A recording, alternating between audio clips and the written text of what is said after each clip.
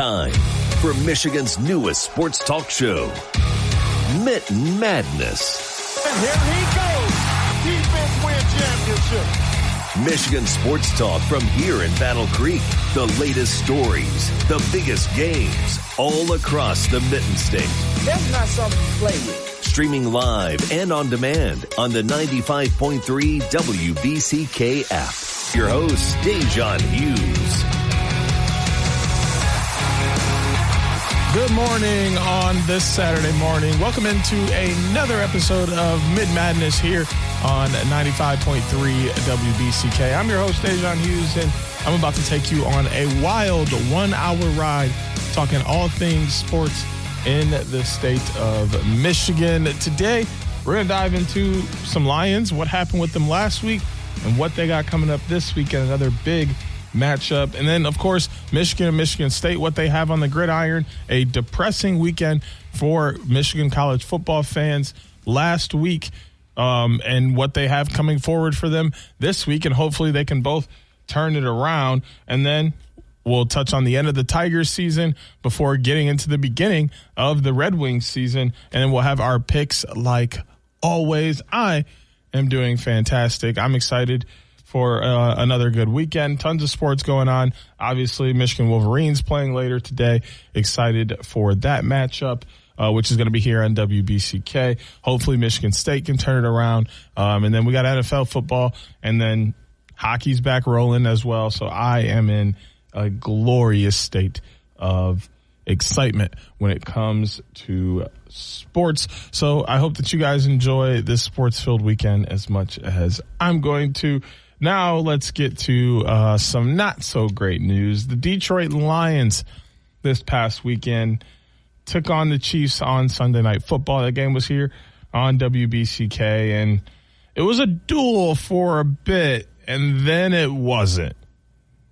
Jared Goff went 23 of 29 for 203 yards and 2 tutties. Jahmyr Gibbs led the rushing with 65 yards on 17 carries. Jameson Williams, finally, the receiving leader, 6 receptions, 66 yards, and a touchdown. It's 11 yards of reception. Beautiful work there from Jameson. And then Muhammad had 1 sack, and Alex Anzalone led the team with 12 tackles, 7 solo. On the other side, though, Patrick Mahomes was almost flawless, 22 of 30, 257, 3 tutties. Isaiah Pacheco, 51 yards on the ground on 12 carries. Travis Kelce led the receptions, 6 receptions for 78 yards. Charles Omenihu had 1 sack, and Shamari Connor, 14 tackles, 10 of them solo. Overall in the game, yardage 355, 297 in favor of the Chiefs. Neither team had a turnover. First down 26-18 in favor of the Chiefs. Penalties, 4 penalties for the Lions for 38 yards. A whopping 0 penalties. The first time since late 2023 that a team had 0 penalties in a game for the Chiefs. Third downs, 5 of 11 for the Lions, 4 for 10 were the Chiefs. Fourth down, 0 for 2 for the Lions, very uncharacteristic. And the Chiefs went 2 for 3. Red zone, that's where this game was truly won. Lions went 1 for 2, only making it to the red zone twice in this game. The Chiefs went 4 for 6. So while they missed 2 opportunities, they made it there 3 times, as many times as the Lions did, and cashed in 3 more times than the Lions did. That was the real difference maker in this game. 29-23, 30-37 possession in favor of the Chiefs. Looking at the scoring plays, Jake Bates, 28-yard field goal to open the game up. Then Xavier Worthy gets a 6-yard TD pass from Patrick Mahomes, but Butker missed the PAT. Jameson Williams cashes in early in the second quarter, 22-yard pass from Jared Goff. Patrick Mahomes gets his 1-yard touchdown rush. Butker does make this extra point. Hollywood Brown, next guy to cash in. This is the beginning of the third quarter. 9-yard pass from Patrick Mahomes. Don't get a score again until the beginning of the fourth quarter from Sam Laporta. 4-yard touchdown pass from Jared Goff. Hollywood Brown answers again with a 3-yard touchdown pass. And then Harrison Butker finishes the game off with a field goal with 2:26 left in the fourth. But obviously, the thing we really got to talk about with this game, the post-game scuffle. You know, we saw earlier in the game, Juju Smith-Schuster lay a block. Brian Branch felt like it was in the back. It looked to have been in the back. It definitely was not a favorable play that I think anyone would want to experience. And he didn't do anything in the moment. And he spoke on this after the game, which we'll dive into in just a moment. But he did do something after the game.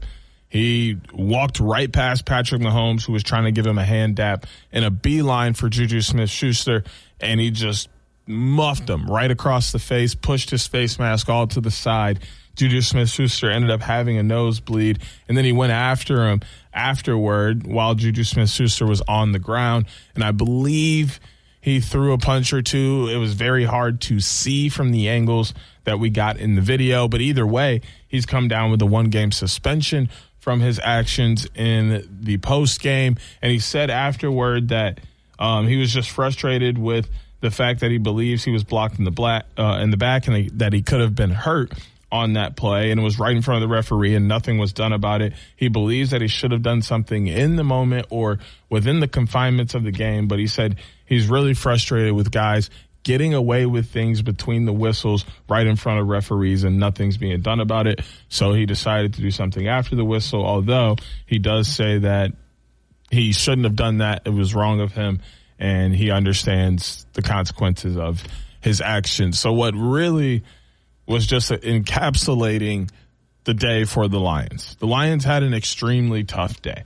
I mean, you start with the field goal, and then you score the touchdown first. You're up 10-6 after you give up a touchdown, and they miss the extra point. Then they bounce back with a touchdown. Boom, they're back in front, and you don't see the lead again. Your third quarter was abysmal. You could barely move the ball. I'm actually going to go to all plays here and look at the third quarter.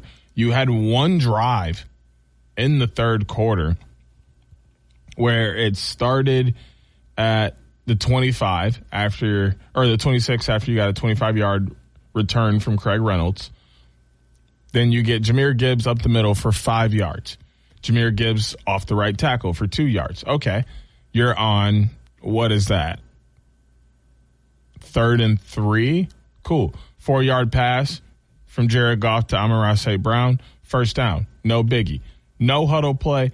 15-yard pass to Jameson Williams. And then you get a 2-yard run from Jahmyr Gibbs, a negative 3-yard pass to Jahmyr Gibbs, a 1-yard pass to Jameson Williams, and then you punt the ball and you don't see the ball again in the third quarter. Kansas City scores one time in that third quarter, extends their lead to 10. You bounce back quickly in the fourth quarter, get an early touchdown, wasting only 4 minutes and 20 seconds of clock. Then you immediately give up a touchdown. You punt, give up a field goal, and then you end your play on fourth down where you don't convert, and that's the end of the game as they come in and kneel the ball. You got to be able to move the ball. You got to be able to get teams off the field. Even in a punt, 6 plays, 3 minutes. 3 minutes. You got to get them off the field faster. You got to force them into passing downs where the clock is going to stop when they're incomplete. Force them out of bounds. Like you got to get the ball back, or you got to hold on to it longer and actually get into the red zone and make it count when you get there. That is when the Lions struggle, is when they're on the road, because they're 4-2 on the year. They're now 2-2 on the road. So both of their losses are on the road. And when they can't move the ball and get into the red zone while on the road, that is where they struggle the most. That is where it's hard for them to win games. That is where they've been unsuccessful. The main key is you have to score when you get into the red zone, especially when you're playing a game like the Chiefs, the Ravens, the Bills, the Eagles, the Bucks.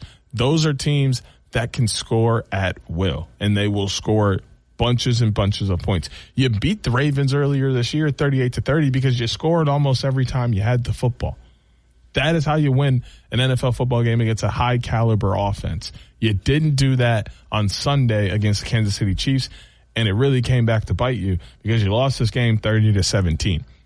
This is one of 2 games this year where you didn't score more than 30 points and you lost. I mean, it kind of spells it out for you. Your offense is the true firepower of your team at the moment, so you have to lean on them. So when they're not having a good game, you're in for trouble. It's what they ran into this week. Kansas City wakes up their offense. They get back to 500, so they're feeling much better about their chances moving forward. Speaking of moving forward, the Detroit Lions have quite the test this week, which we won't talk a ton about right now in this segment because I am going to have this game in the pick segment later on in the show, but they're playing a red-hot Tampa Bay Buccaneers team. They're 5-1 on the year. Their only losses to the Philadelphia Eagles, and they're 3-0 on the road. This game is at Ford Field. The Lions are 2-0 at home. This is going to be 2 teams playing in their element. I do expect this game to be somewhat of a air raid. Both of these teams have amazing passing offenses, and they're going to throw the ball. Obviously, the Lions are going to mix in their run because they have Jahmyr Gibbs and David Montgomery. You can't ignore that 2-headed monster that exists between those two, but at the same token, the passing offenses is what really drives these teams to success. You're going to see both of these teams use their passing offense to an insane ability. And like I said, we'll talk a ton more about this Buccaneers and Lions game when we get into our picks later on in the show. Coming up next, we're going to be talking Michigan State and Michigan and what happened last week that wasn't so good for these teams and what can happen this week to make it much better. When we're back from the break with more Mitten Madness on 95.3 WBCK.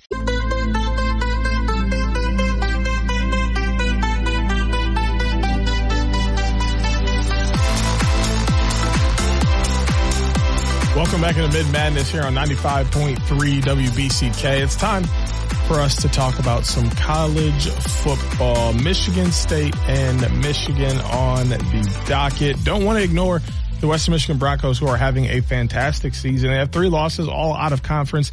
They're 3-0 in conference play after demolishing Ball State last week, 42-0 on their homecoming. So hoping that they have continued success throughout their season. Going to be checking in on them throughout the season as they continue to play well. If they win that MAC championship, we're definitely going to be talking a lot about the Broncos. We're going to talk about Michigan State up first this week. They went on to play UCLA this week at Spartan Stadium, or last week, excuse me, at Spartan Stadium, and things did not turn out the way that Michigan State fans would have hoped. In fact, Aiden Childs got hurt in this game. And we're going to talk about some stats before we dive deep into it. Backup Alessio Milivojvic, what a name, first off, had 100 yards on 8 of 18 for 1 touchdown. Mekhi Frazier, 12 carries for 58 yards. Nick Marsh continues to be that leading receiver for that Spartans team. 7 receptions, 77 yards, and a touchdown. Half a sack for Quindarius Dunnigan. And Jordan Hall led the team with 7 tackles, 4 of them solo. UCLA, on the other hand, had a far better day than Michigan State did. In fact, Nico Iamaleava had 180 yards on 16 of 24 for 3 touchdowns. Jalen Berger goes 89 yards for 12 carries and a touchdown. Mikey Matthews had 46 yards on 2 receptions. Devin Ipuyu had 1 sack, and Scooter Jackson goes 7 tackles, 4 of them solo. Team stats, UCLA outgained Michigan State 418 to 253. Michigan State had 1 turnover. First downs were 2014 in favor of UCLA. 8 penalties for 60 yards for UCLA, though. Only 2 penalties for 14 yards for Michigan State. Michigan State goes 8 for 15 on 3rd downs, while 6 for 13 for UCLA. 4th down, though, different story. UCLA a perfect 3 for 3, while Michigan State goes a nothing burger out of 4 opportunities.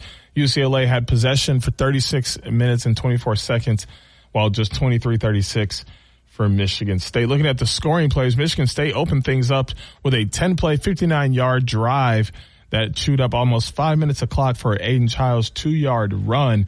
And then things went downhill. Mitten Baghani went for a 47-yard field goal toward the end of the first, and Jalen Berger capped off the first with a touchdown, putting UCLA up 10-7, and they did not look back once they had the lead. Jalen Berger with a 3-yard touchdown pass again at the beginning of the second quarter, and then Titus Makayu Atamala had a 12-yard touchdown reception.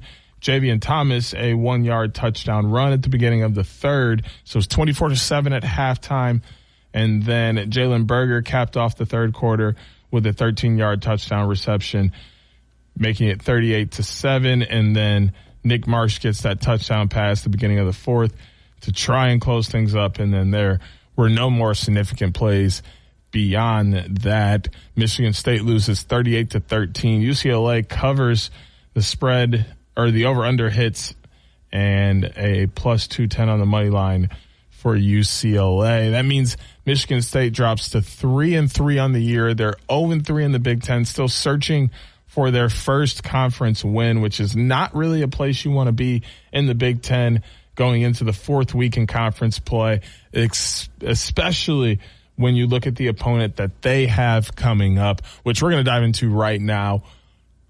Later today, 3:30 p.m. on Peacock, the Michigan State Spartans are traveling to take on a 6-0, 3-0 team in the Big Ten, number 3 Indiana Hoosiers at Memorial Stadium down in Bloomington, Indiana. The matchup predictor giving the Spartans only a 3.6% chance to come out with an upset. That's a 96.4% chance for Indiana to continue their perfect season. Indiana is a whopping 27.5-point favorites in this game. There isn't even a money line option for this game. They don't even think it's going to be close. The over-under sits currently at 50.5. Indiana led by Fernando Mendoza, Roman Hemby on the ground, and Elijah Surratt is their leading receiver. Isaiah Jones doing the thing in the sack game, 4.5 on the year. The leading tackle is Lewis Moore with 38. Obviously, Aiden Childs is questionable for this game. We do not know if he's going to play, so we'll find out if it's going to be him or Alessio that leads the Spartans into Memorial Stadium for this game. But it does not look like it's going to be any easy feat for them, regardless of who's playing at quarterback. Searching for your first Big Ten win on the road against the number 3 team in the country that will have a packed out Memorial Stadium is an uphill battle in itself. And then you're dealing with injuries and all other sorts of problems. So best of luck to Michigan State this weekend, but I am not going to be on the optimistic side as I was last week. I do think that they are going to suffer a loss this week. It's just a matter of how bad that loss will be and how they will be able to bounce back and where their mindset will be as they continue to move forward into the season. Capping this weekend off with the Michigan Wolverines, who last week took on the USC Trojans, and that game was here on WBCK. And let me tell you, I wish that y'all didn't have to listen to it because I watched it and it hurt. Wanted to gouge my eyeballs out as a Michigan fan. They end up losing this game 31-13. Looking at the statistics, Jaden Maeva had a game. 25 of 32 for 265 yards, 2 TDs, and an interception. King Miller goes for 158 yards on the ground, 18 carries, and a TD.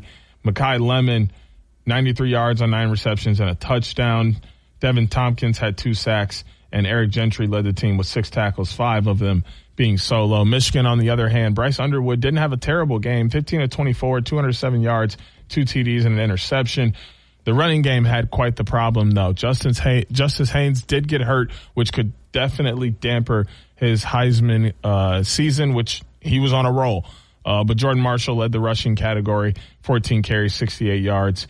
Andrew Marsh had his breakout receiving game, 8 receptions for 138 yards and a touchdown. Didn't get a sack the entire game, and Ernest Hausman led the team with 9 tackles, 7 of them being solo.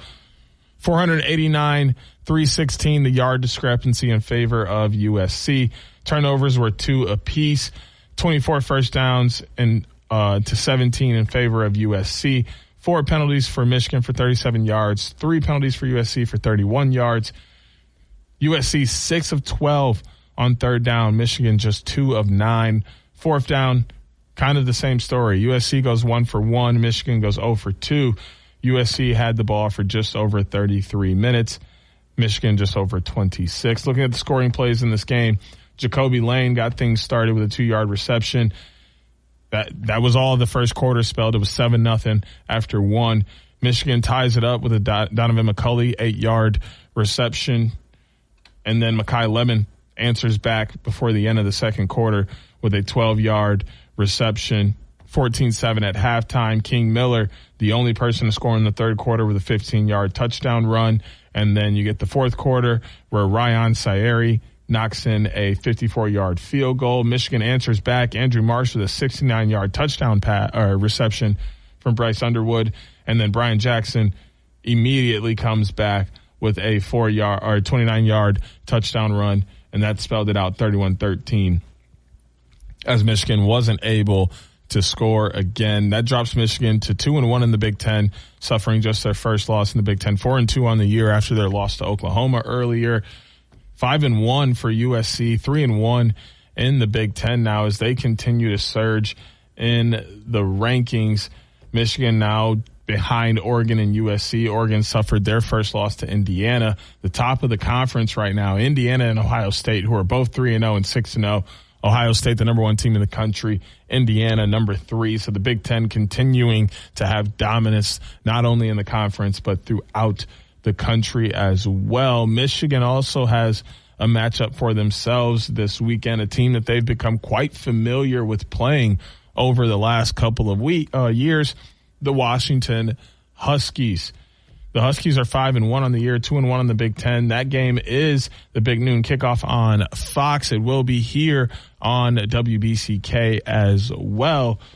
4-2 Michigan. Obviously, they're 2-1 in the Big Ten. Michigan is 4.5-point favorites going into this game. Over-under sits at 50.5, and they're negative 195 in the money line. But those Huskies are not far behind at plus 165. This game is at the Big House, Michigan Stadium over in Ann Arbor. Michigan has a 67.7% chance to win in comparison to 32.3 for Washington on the matchup predictor. Looking at Washington's stats for the year, Damon Williams Jr., a true dual threat quarterback, has 117 completions on 158 attempts, 1,628 passing yards for 10 touchdowns and an interception. Jonah Coleman, 518 rushing yards on 96 carries and 11 touchdowns. Denzel Boston has 444 receiving yards on 30 receptions and 6 touchdowns. Jacob Lane leads with 2.5 sacks, and Alex McLaughlin has 42 tackles on the year. Washington's last 5 games look very impressive.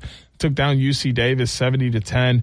Took down Washington State for the Apple Cup 59-24. Ohio State, their only loss so far in the year and the conference, 24-6. They took down Maryland on the road 24-20 and then came back home to handle business against Rutgers 38-19. Obviously, we have the 2 losses for Michigan and USC and OU. And then in between, they have wins over CMU, Nebraska, and Wisconsin. This game in its own will be fun, but I'm going to take Michigan to win this one. We'll be back to talk Tigers and the Red Wings after our break with more Mitten Madness on 95.3 WBCK. Detroit sports fans, Wolverines and Spartans alike. This is your sports show, Mitten Madness, with Jacob Harrison and Da'Jzon Hughes on 95.3 WBCK.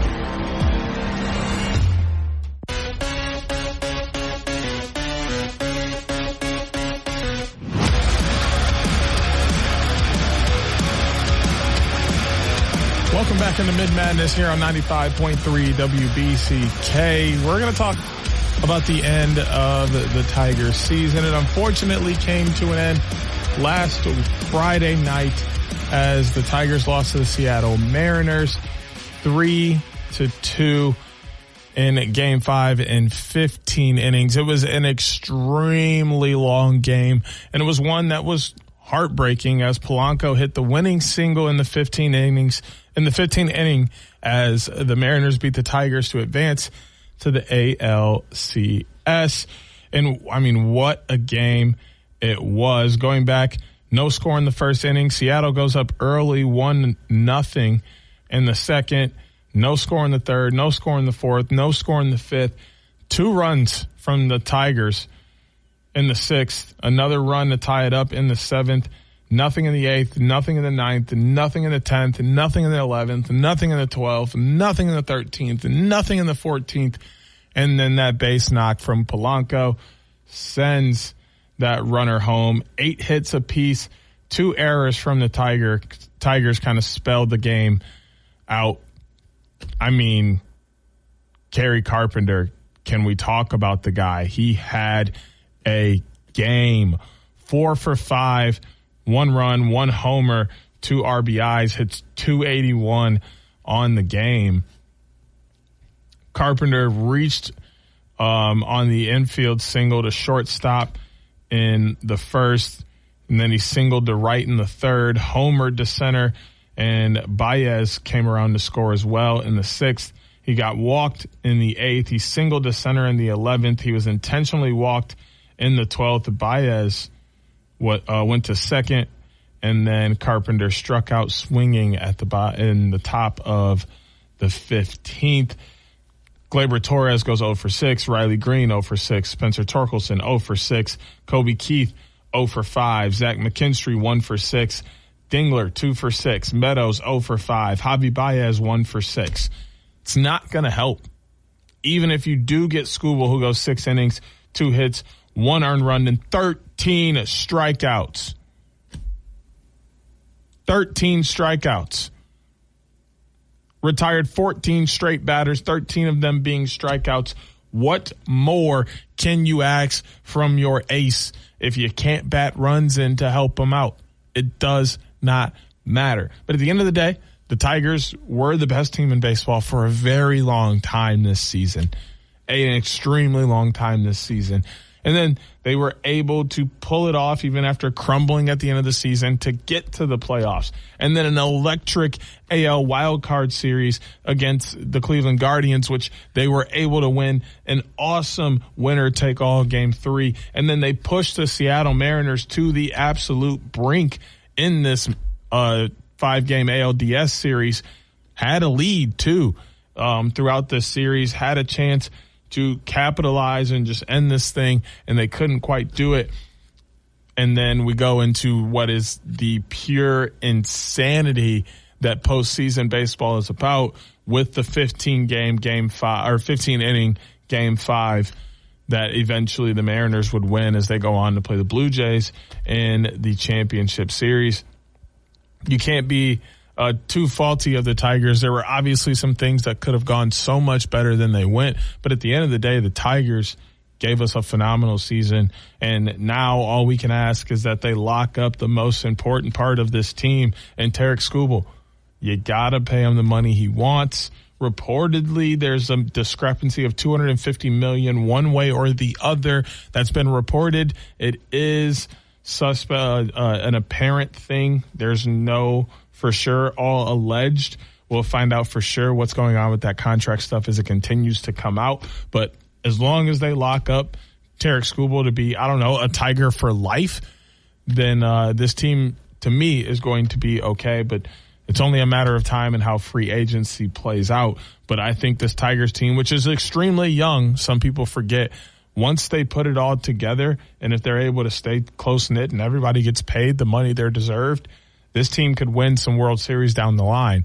You just got to give them time to develop as the young baseball players that they are. But now that Tiger series is over, there's not too much left for us to talk about. So it's time to pivot to the next Detroit sports that are going to be popping off. We won't talk much about the Pistons because their season does not start for a little while. Their regular season starts on the 22nd, so almost more than a week. So their first game is against the Bulls on the 22nd at 8 p.m. They look good so far in the preseason. Jaden Ivey did have a procedure, so he will be out to start the year. But there are new pieces on this team that should slot in and fit well. And Cade Cunningham is continuing to look like the all-star that he was last year. He is one of the best point guards, if not the best point guard in the Eastern Conference. Looking forward to seeing if that turns out to be true as they head into the regular season. They went 2-2 in the preseason, lost to the Cavs and lost to the Bucks, but they were able to beat the Grizzlies and the Wizards. So we'll be keeping our eyes on that Bulls game, and we'll be definitely talking about the Pistons when we get into next week, as they will be into their regular season. A team that is into their regular season, that does play their home games in Little Caesars Arena, are the Detroit Red Wings. They started off the season on a bumpy road, and it was just one game. They lost to the Canadiens 5-1. It was really bad for them all around. But since then,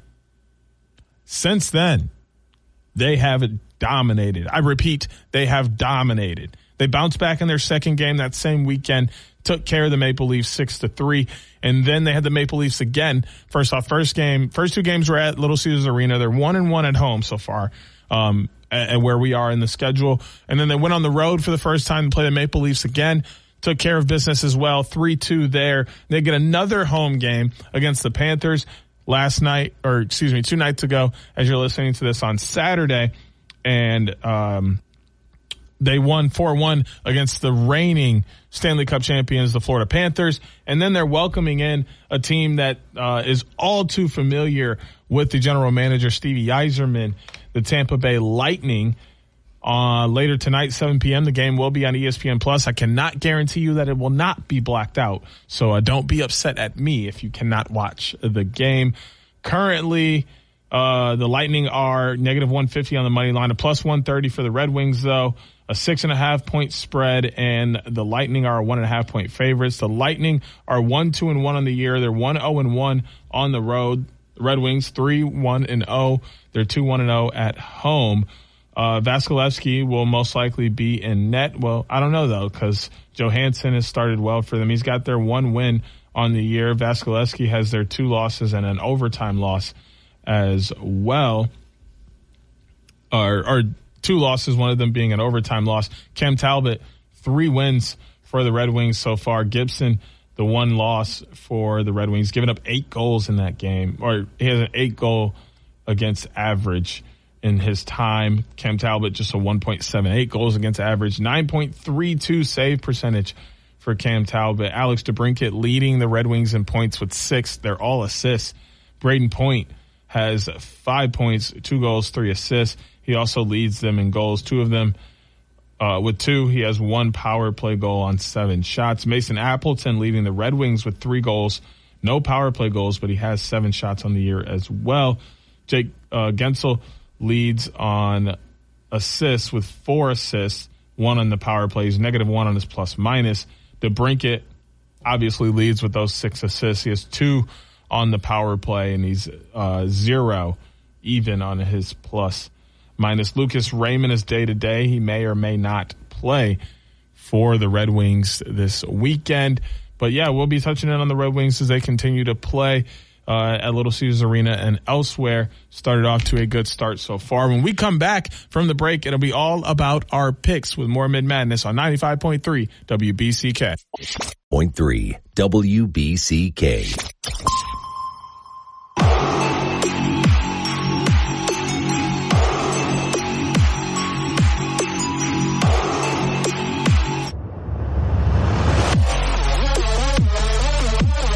Welcome back into Mitten Madness here on 95.3 WBCK. It's time for our picks. Now, last week, although it didn't go exactly the way I would have liked due to just one team losing, really, it turned out pretty well.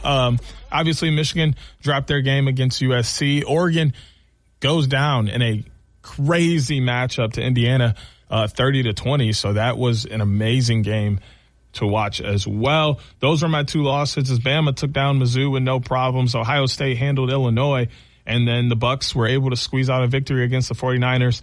And Oliveira, went to work in the octagon against Gamrot. So at 4-2, that bumps me up to 30-18 on this current season. So looking to keep that momentum rolling, have another very positive week this week as we have 5 college football games, and we know how unpredictable college football games can be. It can go one way, and then within a few minutes, it's definitely going the whole other way.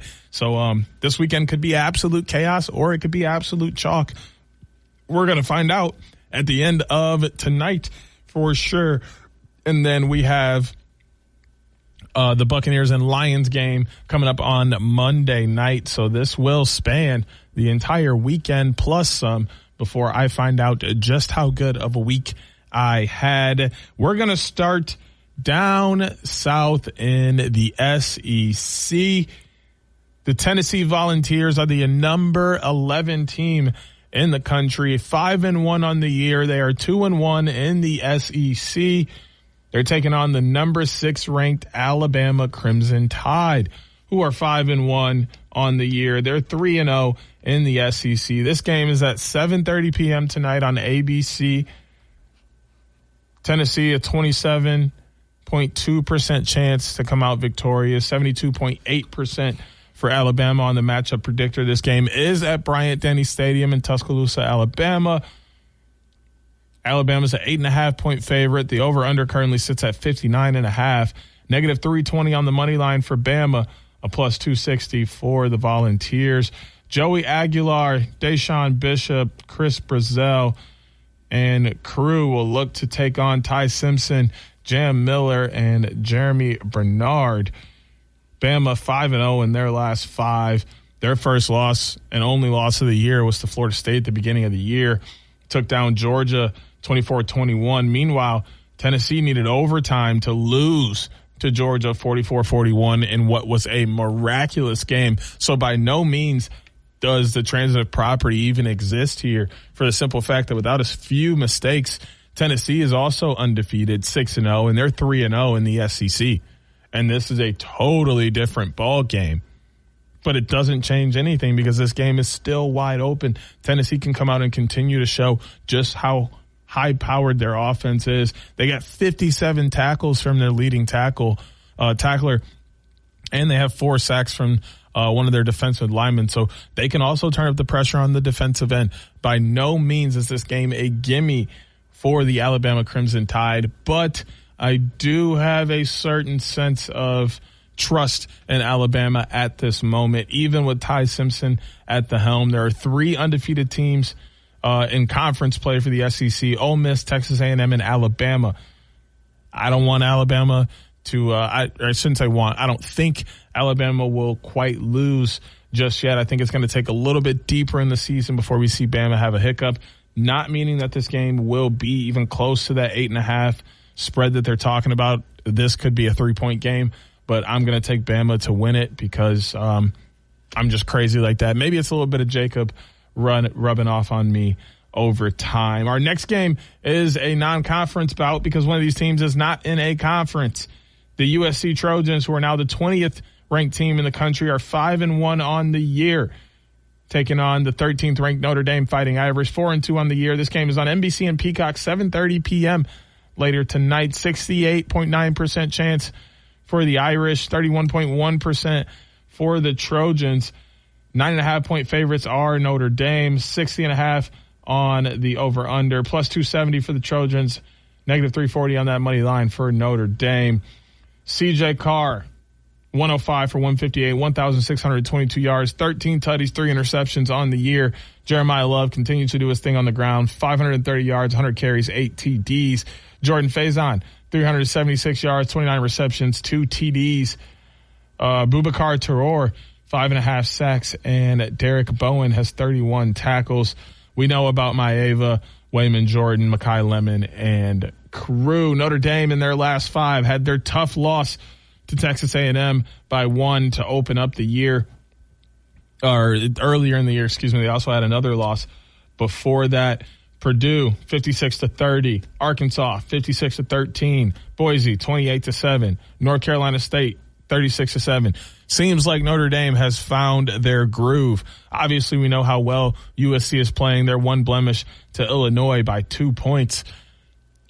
With this game being at Notre Dame Stadium in Notre Dame, Indiana, South Bend, whatever you want to call it, that has me leaning toward Notre Dame, and I can't give you a direct reason why other than that this game is in South Bend. So I'm going to give Notre Dame that home advantage, although things could come crashing and burning. Our next game is back in the SEC. Shocker. LSU Tigers, 5-1, 2-1 in the SEC, 10th ranked team in the country.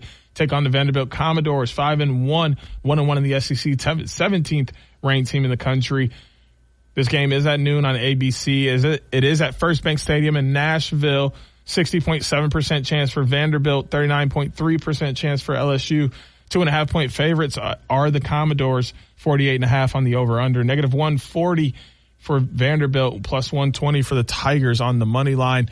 Diego Pavia has continued to lead Vandy on the ground and in the air. Stowers doing great in the receiving category. Garrett Nussmeier continues to be a great quarterback. Caden Durham on the ground leading the Tigers, and Aaron Anderson, their leading receiver. They have one blemish on their record to Ole Miss, 24-19. Obviously, Vanderbilt has that loss last week to Alabama. As much as Vandy is coming off that loss and they're going to be hyped up, LSU is coming off a big win over South Carolina.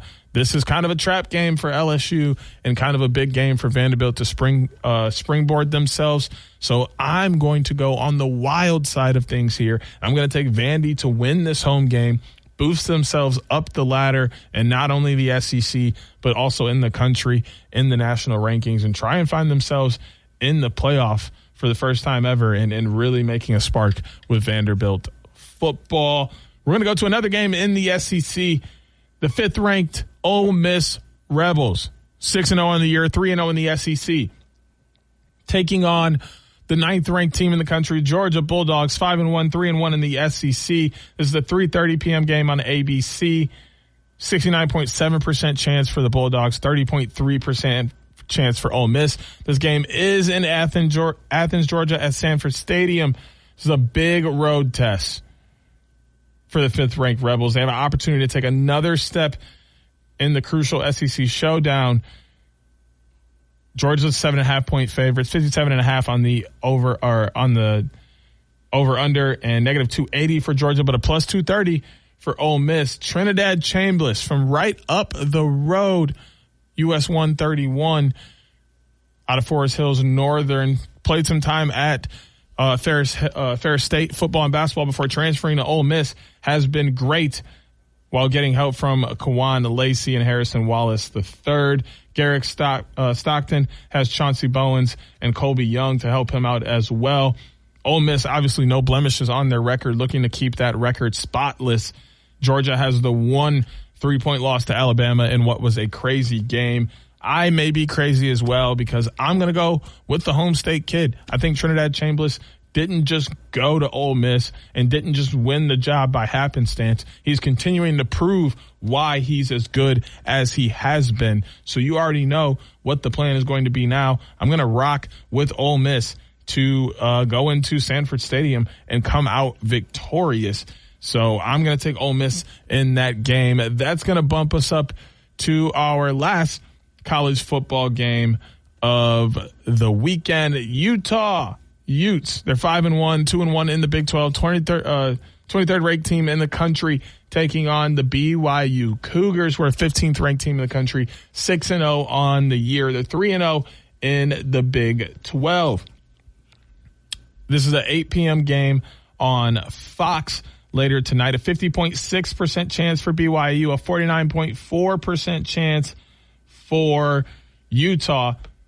This game is about as 50-50 as it can get. 3.5-point favorites are Utah. 49.5 sits on the over-under. -165 for Utah, +140 for BYU. Devin Dampier continues to be a dual-threat quarterback monster for the Utes. Ryan Davis, their leading receiver. Bear Bachmeier, 91 of 144 for 1,220 yards, 8 touchdowns, 3 interceptions. LJ Martin goes 652 yards on 101 carries and 4 touchdowns. Chase Roberts has 22 receptions, 420 yards, and 3 touchdowns to lead BYU. Jack Kelly has 4 sacks to lead the Cougars, and Sael Acera has 31 tackles. Last 5 for BYU, obviously spotless. They had a 33-27 double overtime victory over Arizona in what was one of the most wild games of last weekend. West Virginia, they took down with no problem, took care of Colorado by 3, beat East Carolina, and took care of Stanford 27-3. Utah took care of Arizona State and WVU with no problems, 42-10, 48-14. Had a serious loss to Texas Tech, 34-10. Lost to Wyoming, beat Wyoming 31-6 and beat Cal Poly 63-9. Although Utah's had a great season so far, I got to rock with the BYU Cougars. Our last game of the week, the Buccaneers taking on the Lions. We talked a little bit about this game earlier. 62.1% chance for the Lions, 37.6% chance for the Bucs. And while I love what the Bucs have done so far this year, they do have some injuries they are working through, and Aleem McNeil might be back for this game. Brian Branch obviously out with the suspension. And after the Lions come off the tough loss, they haven't lost 2 games in a row since 2023, and I don't think that starts this weekend. Give me the Lions to win on Monday Night Football. That gives me Bama, Notre Dame, Vandy, Ole Miss, BYU, and the Lions. Coming up this weekend, we got Michigan football.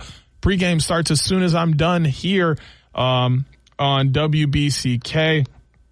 And then tomorrow we have Sunday Night Football coming up. And then on Monday we got the Monday Night Football games with Houston and Seattle, and then I believe the Buccaneers and Lions game. Y'all have a great weekend. I'll be doing the same. We'll be back next week with more Mitten Madness on 95.3 WBCK. Join Da'Jzon Hughes every Saturday morning at 10 a.m.